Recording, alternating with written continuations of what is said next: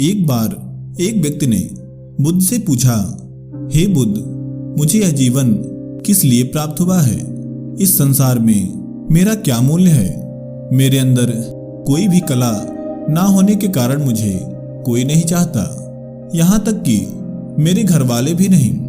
लोग मेरी निंदा करते हुए यह कहते हैं कि मैं धरती पर एक बोझ मात्र हूँ। इन्हीं सब बातों से तंग आकर मैं आत्महत्या करने जा रहा था।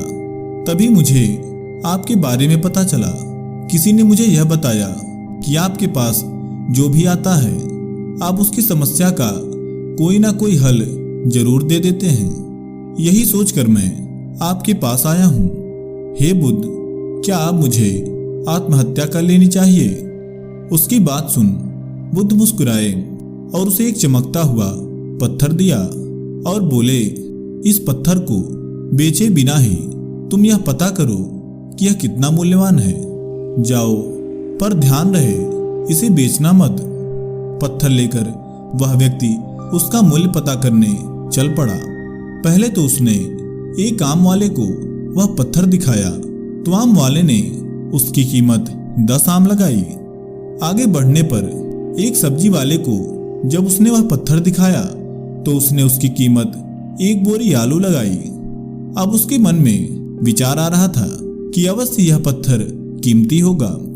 ऐसा सोचकर वह एक जौहरी के पास पहुंचकर उससे उस पत्थर का मूल्य जानना चाहा।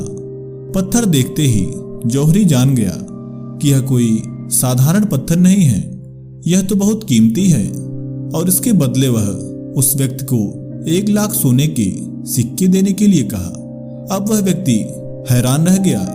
उसे उस पत्थर की कीमत का अंदाजा हो चुका था। उसकी कीमत जौहरी बढ़ाता ही जा रहा था। वह उस पत्थर को अब बुद्ध के पास लेकर जाने के लिए लौटा, लेकिन फिर भी जौहरी उसे छोड़ना नहीं चाहता था।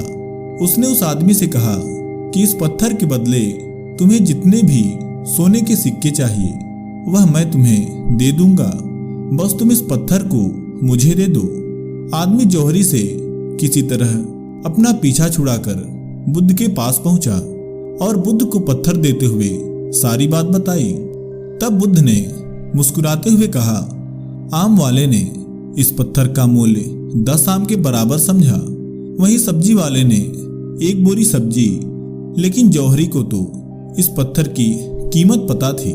अर्थात सबने इस पत्थर के गुण के बारे में जितना जाना समझा उसी अनुसार इसका अलग अलग मूल्य लगाया।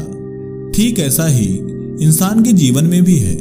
व्यक्ति एक हीरे की तरह ही होता है, लेकिन संसार उसे जितना ही जानता और पहचानता है उसी अनुसार महत्व देता है। हीरे में और एक इंसान में सिर्फ यही एक खास फर्क है कि हीरा दूसरे के द्वारा तराशा जाता है, जबकि व्यक्ति को स्वयं ही तराशना पड़ता है।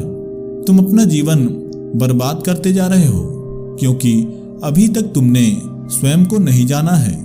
तुम यह समझो कि तुम भी एक हीरे के समान ही हो, परंतु यदि तुम चाहते हो कि तुम्हारे महत्व को लोग समझें तो उसके लिए तुम्हें खुद को तराशना होगा। बिना इसके तुम सिर्फ एक पत्थर ही बनकर रह जाओगे। तुम्हें कोई और नहीं निखार सकता है जब तक कि तुम खुद मेहनत ना करो। इस संसार में अपनी कीमत जानने के लिए तुम्हें अपने आप को निखारना होगा। अब उस व्यक्ति को यह बात समझ आ चुकी थी कि उसकी कीमत क्या है। बुद्ध के चरणों में गिरते हुए उसने धन्यवाद दिया और तब उस मार्ग पर चल पड़ा जिस पर चलकर व्यक्ति स्वयं को निखार लेता है। तो मित्रों, उम्मीद करते हैं आपने इस कहानी से कुछ न कुछ जरूर सीखा होगा।